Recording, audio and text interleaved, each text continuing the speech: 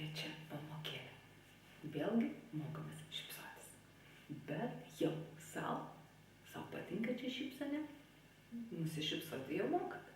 Taigi, šypsosimės kitiem.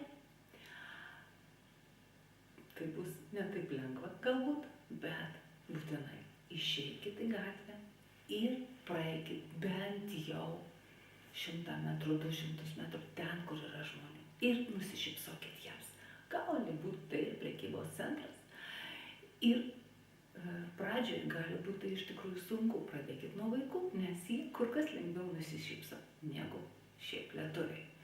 Galit pasakyti ką nors tiem žmonėm. Pavyzdžiui, labą dieną, gal pasakysit kiek valandų ir būtinai nusišypsokit. Nes šypsena, žinokit, yra pats pigiausias būdas pakeisti savo išvaizdą, pagerinti savo išvaizdą.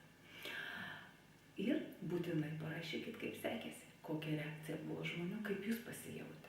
Nes būtent šypsena suteikia pasitikėjimo savim ir palengvina bendravimą.